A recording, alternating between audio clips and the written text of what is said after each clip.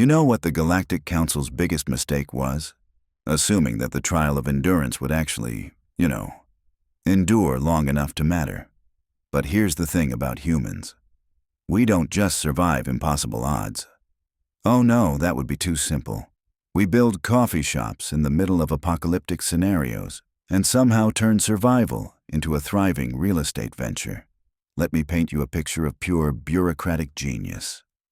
The Council, in their infinite wisdom, decided that any species wanting a seat at the big kids' table needed to prove their worth through something they called the trial of endurance. One representative from each species gets dropped on Kepler 442b, a delightfully hostile planet where the weather changes faster than a politician's promises. The local wildlife considers everything edible until proven otherwise, and the terrain shifts like it's having an identity crisis. The rules? Simple enough that even a council member could understand them. Survive one full planetary year. That's roughly 18 Earth months, because apparently the universe has a twisted sense of humor, using only basic tools and whatever you can scavenge. No outside help, no rescue signals, no participation trophies. Last being standing gets their species a shiny new council seat and all the bureaucratic nightmares that come with it. Now, you might think this sounds reasonable. After all, survival of the fittest and all that Darwinian nonsense.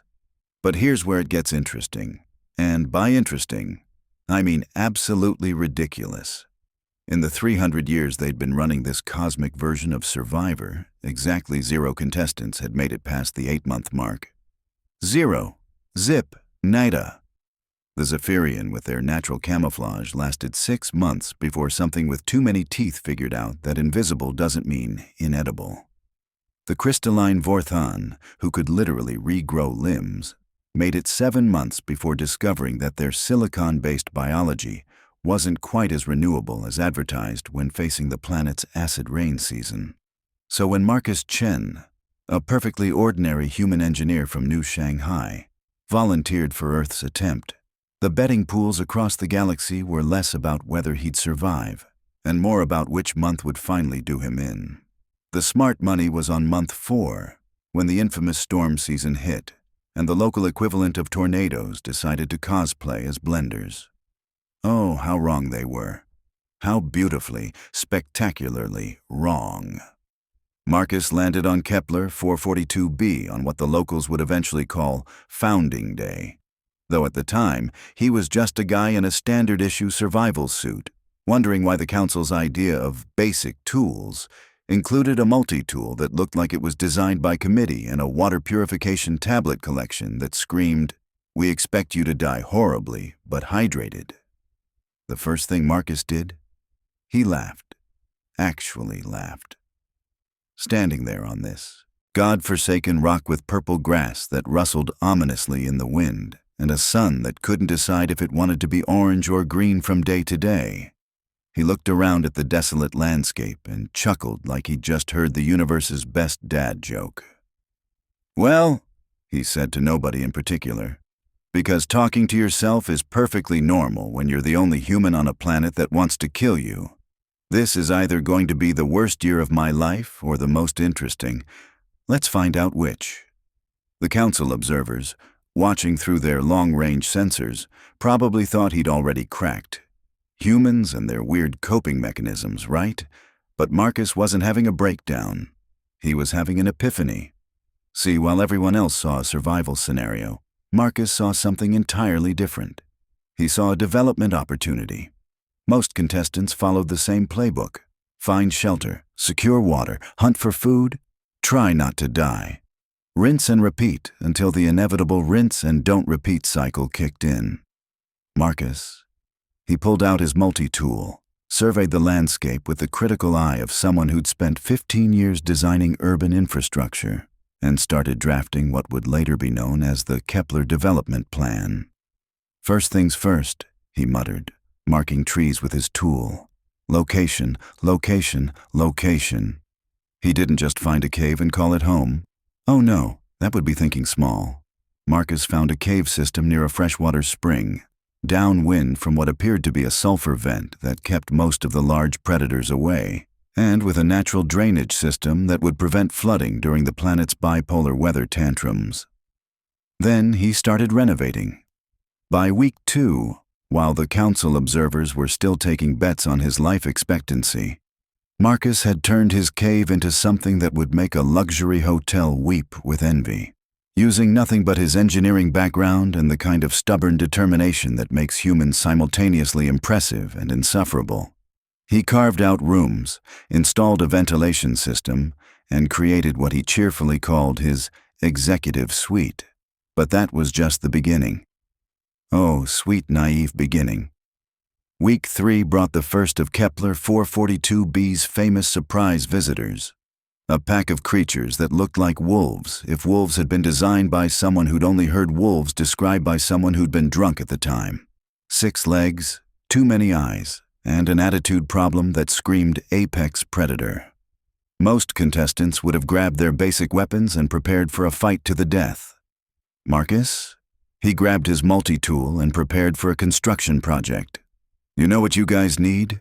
he asked the snarling pack, as if they'd dropped by for a friendly chat. "A proper dining area." What followed was either the most insane display of human ingenuity or the most ingenious display of human insanity, depending on your perspective.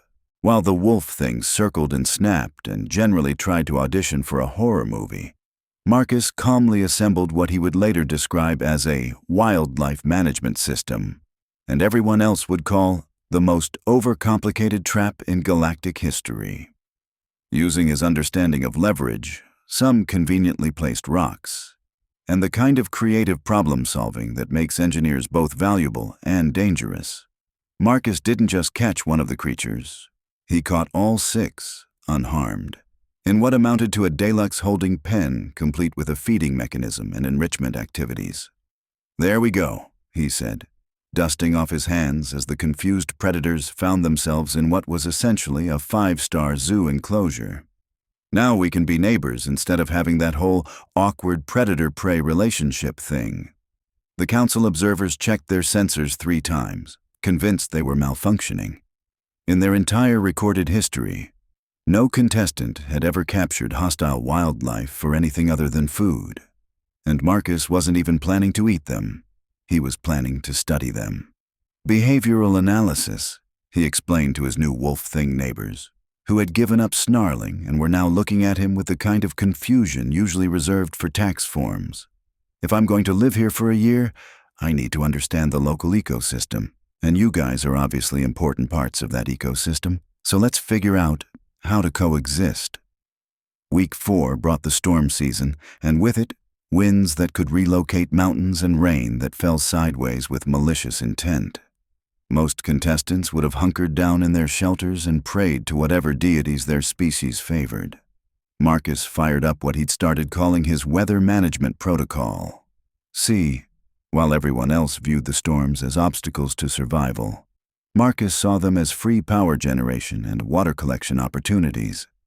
Using parts scavenged from his landing pod and some truly inspired engineering, he'd built what amounted to a wind-powered generator and a rainwater collection system that could supply a small city. "Waste not, want not," he cheerfully explained to his wolf thing neighbors, who had become surprisingly good listeners. "These storms want to be destructive? Fine. Let's channel that destructive energy into something useful."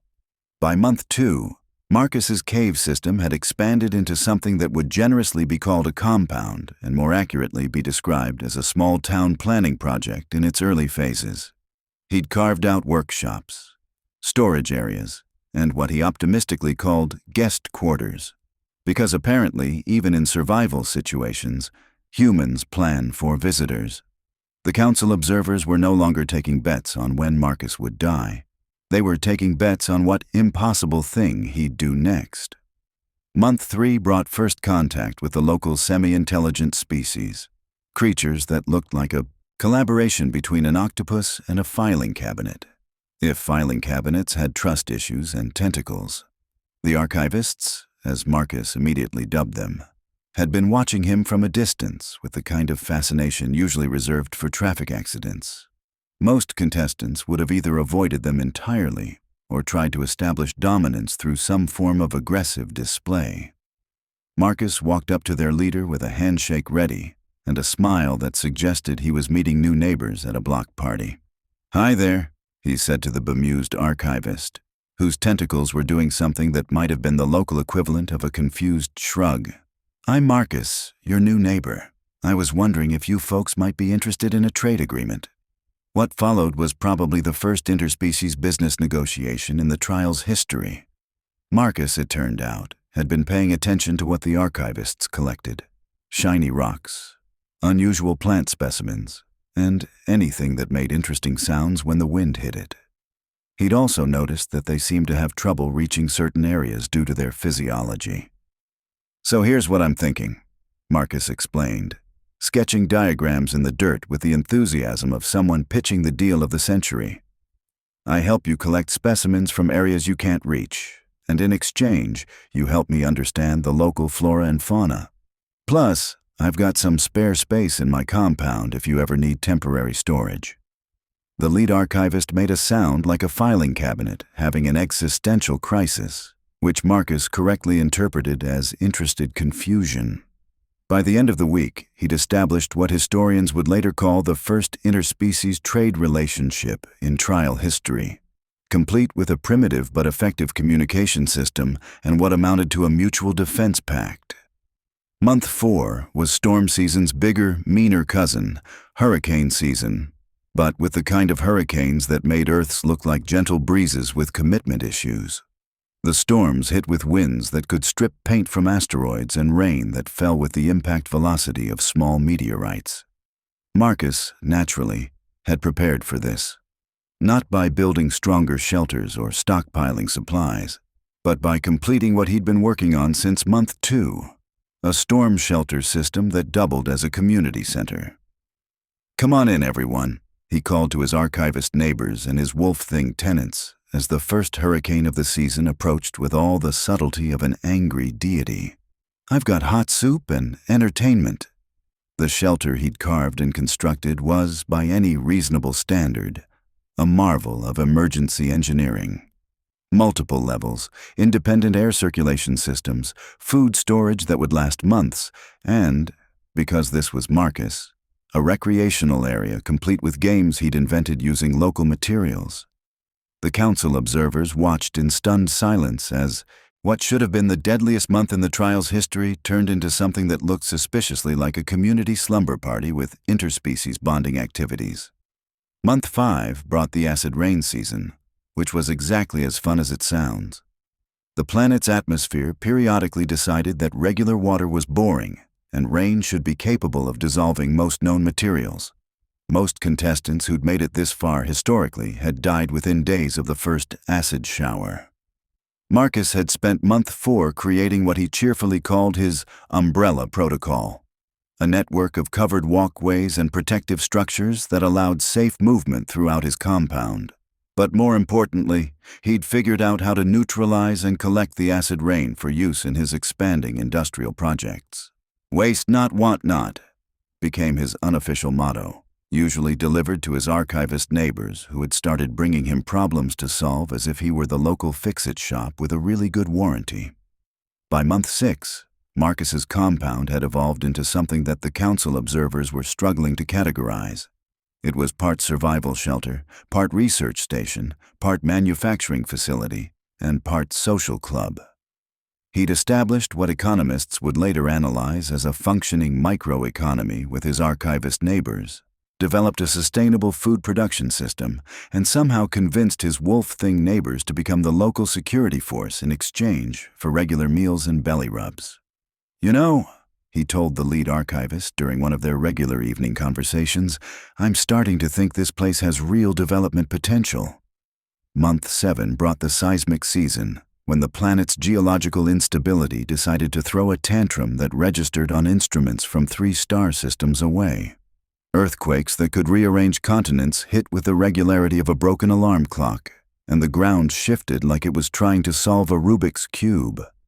Marcus, with his background in earthquake-resistant construction, had been preparing for this since day 1.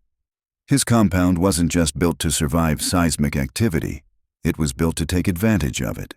Using principles of flexible engineering and some truly creative applications of local materials, he'd created structures that moved with the earthquakes instead of fighting them. More importantly, he'd developed a seismic monitoring system that allowed him to predict the worst quakes with enough accuracy to warn his neighbors and coordinate evacuation procedures when necessary. "It's all about working with the planet instead of against it," he explained to his growing community, which now included several families of archivists and what appeared to be a small delegation of crystal-based life forms who'd wandered in during month 6 and decided they liked the neighborhood. By month 8, the point where previous contestants had historically given up the ghost and become part of the local ecosystem, Marcus's compound had become something unprecedented in trial history. It wasn't just a survival shelter anymore. It was a settlement. A functioning, growing, thriving settlement with multiple species working together in what political scientists would later describe as a primitive but effective form of interspecies democracy. The council observers had stopped taking bets entirely and were now just watching in fascination as their supposedly deadly trial planet transformed into something that looked suspiciously like a successful colonization project. Month 9 brought the predator migration, when all of the planet's most dangerous creatures decided to take a scenic tour through Marcus's area. Previous contestants had faced this by hiding, running, or dying gloriously in battle. Marcus faced it by opening what he called his Hospitality Services Division. See, he'd spent months studying the local ecosystem and had figured out what the migrating predators actually needed: food, water, and safe resting spots. So he provided them. All three, in exchange for not eating his neighbors and not destroying his compound.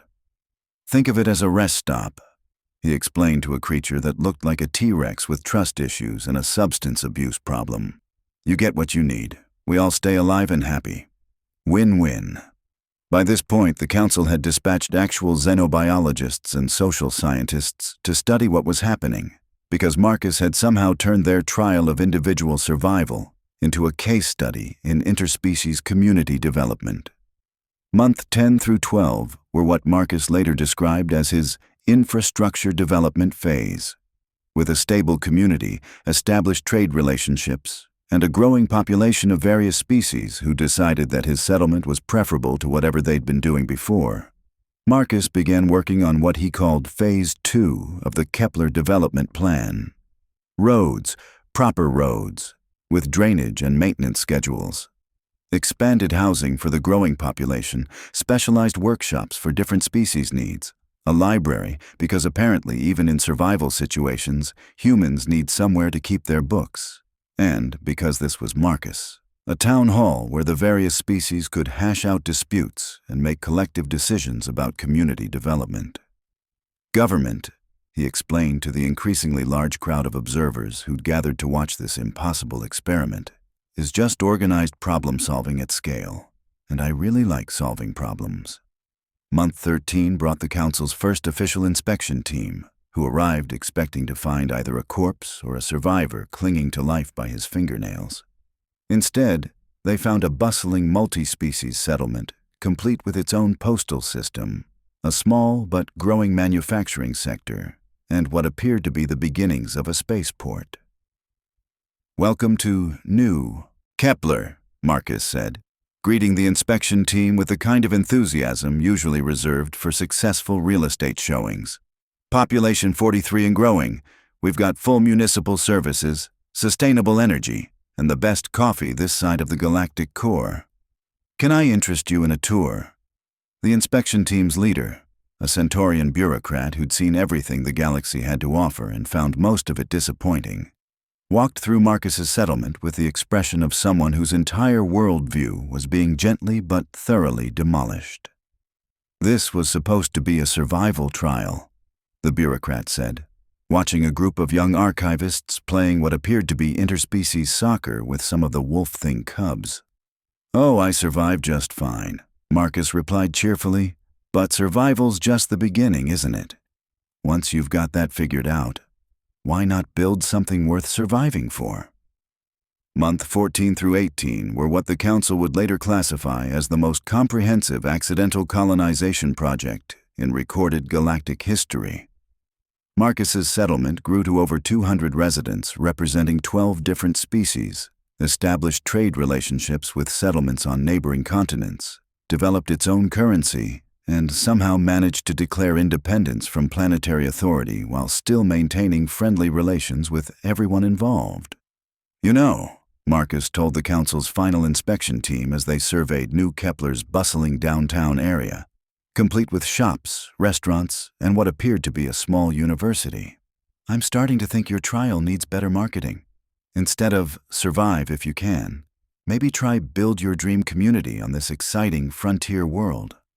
The Council's response to Marcus's success was about what you'd expect from a bureaucratic organization faced with someone who'd not just broken their rules, but had turned those rules into a successful business model. They spent 6 months in committee meetings trying to figure out what to do with a contestant who'd not only survived their unsurvivable trial, but had somehow turned it into a thriving colony that was now requesting full planetary government status. In the end, they did what bureaucrats do best when faced with the impossible. They changed the rules. The trial of endurance was quietly retired and replaced with the colonial development assessment, which was basically the same thing, except now they expected contestants to build functioning societies instead of just not dying. Marcus, for his part, was offered his species' council seat with full honors and a commendation for services to interspecies cooperation. He politely declined.